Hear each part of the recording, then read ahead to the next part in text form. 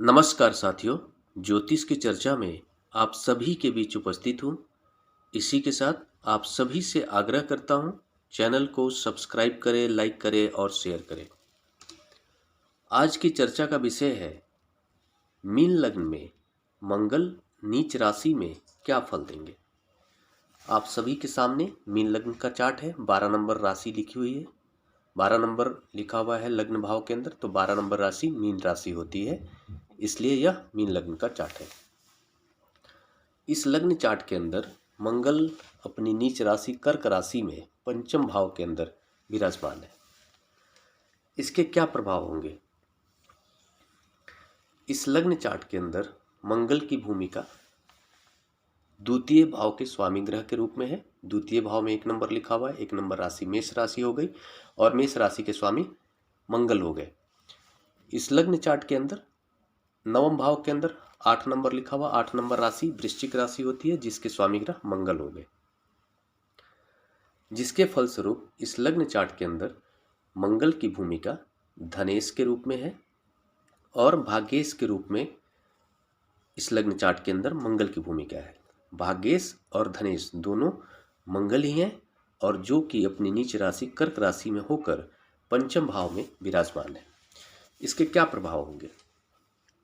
सामान्य तौर पर अगर देखा जाए तो ये बहुत ही अच्छा प्लेसमेंट माना जाता है।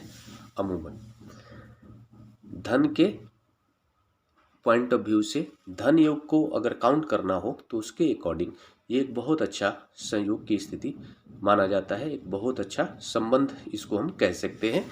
धनेश का अगर संबंध पंचम भाव से हो जाए या फिर नवम भाव का संबंध पंचम भाव से हो जाए या फिर नवम भाव का संबंध द्वितीय से पंचम से या फिर एकादश से हो जाए, तो इसके अकॉर्डिंग हम ये मानते हैं कि एक अच्छा धन योग है। लेकिन यहाँ पर जो प्रभाव होगा वो थोड़े अलग से हो जाएंगे, डिफरेंट हो जाएंगे।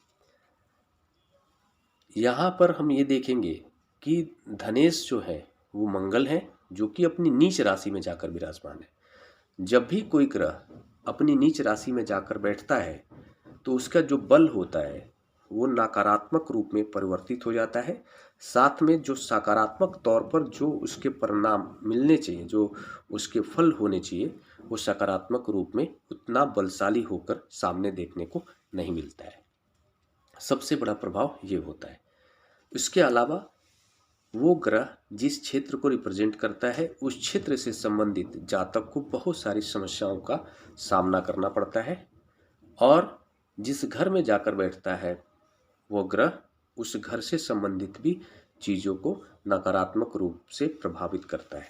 जैसे कि इस लग्न चार्ट में मंगल पंचम भाव में बैठे हैं, तो पंचम जो भाव होता है वो शिक्षा का होता है, संतान का होता है। इसके अकॉर्डिंग हम ये देखेंगे कि जातक को अपने जीवन में संतान पक्ष से जितना एक सहयोग मिलना चाहिए उतना सहयोग नहीं मिलेगा। उसको अपने एजुकेशन को पूरा करने में बहुत सारी समस्याओं का सामना करना पड़ेगा। इसके अकॉर्डिंग मंगल के क्षेत्र जमीन जायदाद, एनर्जी से जुड़ा हुआ कोई कार्य या इलेक्ट्रॉनिक से जुड़ा हुआ कार्य या फिर जातक के अंदर एक जो जोश होता है, जो एनर्जी होती है, जिसके कारक ग्रह मंगल है, उसमें भी कहीं ना कहीं जातक को कमी देखने को मिलेगी। जातक को अपने अंदर कमी देखने को मिलेगी। किसी भी चीज़ को जो पाने का एक जो झारूपन जो होता है, एक जो जिद होता है, उसमें कमी आ जाए। नकारात्मक प्रभाव इसके ये होंगे कि जातक नकारात्मक रूप से उसके अंदर बहुत तरह की ऊर्जा आपको देखने को मिलेगी। जैसे यहाँ पर जो धनेश है, धनेश के साथ साथ द्वितीय जो भाव होता है वो वाणी के साथ साथ कुटुंब का होता है, धन का होता है और राइट आई का भी होता है। इसके अलावा हम ये देखेंगे कि मंगल के प्रभाव इस तरह से होंगे कि जातक का जो बात करने का तरीका होगा बहुत ही एरोगेंट वे होगा, कुटुंब से उसके अच्छे संबंध नहीं बनेंगे और राइट आई से संबंधित उसको जीवन में समस्याएं देखने को मिल सकती है। धन की स्थिति ऐसी होगी कि उतनी बेहतर नहीं होगी जितना हम एक्सपेक्ट करते हैं। जितना एक सामान्य जीवन में जितना धन होना चाहिए वो हमेशा धन की समस्याओं से जूझता हुआ जातक मिलेगा, ऐसी स्थिति बनेगी।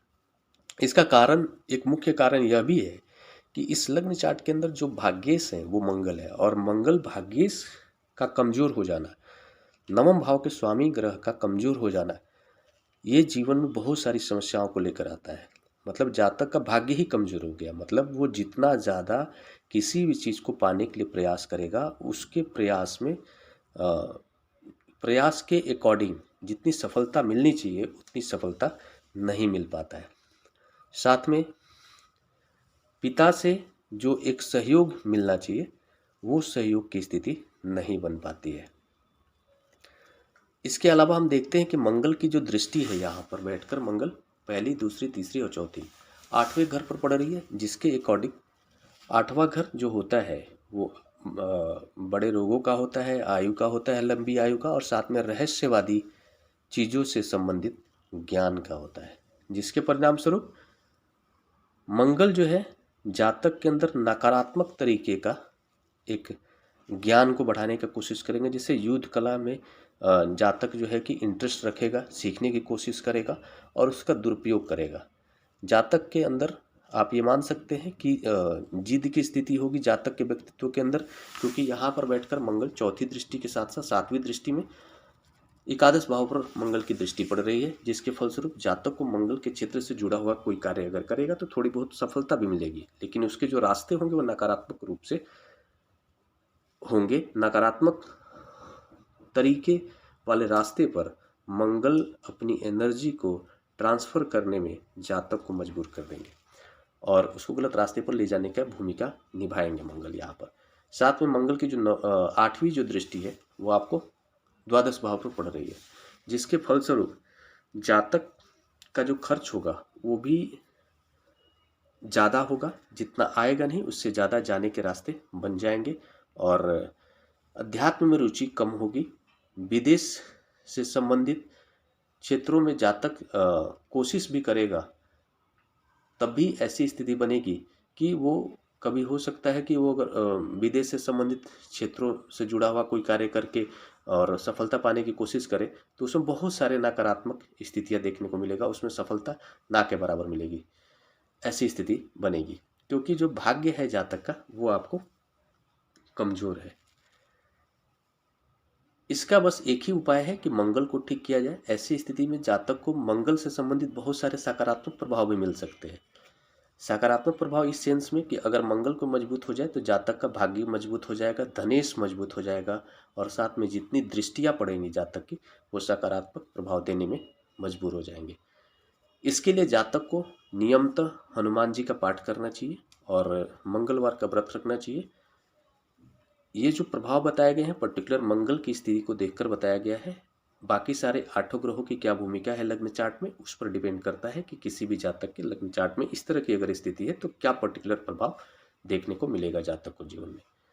नवग्रह की भूमिका महत्वपूर्ण होगी, और मंगल के ऊपर किस ग्रह की दृष्टि है, मंगल के साथ कौन सा ग्रह बैठा है, गुरु जो है कितने मजबूत होकर बैठे हैं, बाकी सारे जो ग्रह है उनकी स्थिति बहुत ही महत्वपूर्ण होती है। साथ में इस लग्न चार्ट के अंदर हम ये भी देख रहे हैं कि जो लग्नेश है वो गुरु है, तो गुरु की स्थिति सबसे महत्वपूर्ण हो जाएगी कि गुरु किस भूमिका में इस लग्न चार्ट में बैठे हुए हैं। अगर वो बहुत मजबूत होकर बैठे हैं तो बहुत सारे नकारात्मक जो प्रभाव बताए गए हैं उन सभी नकारात्मक प्रभाव में कमी आ जाएगी। इसी के साथ नमस्कार। अगले विषय पर चर्चा के लिए आप सभी के बीच मिलूंगा, तब तक के लिए मेरा नमस्कार।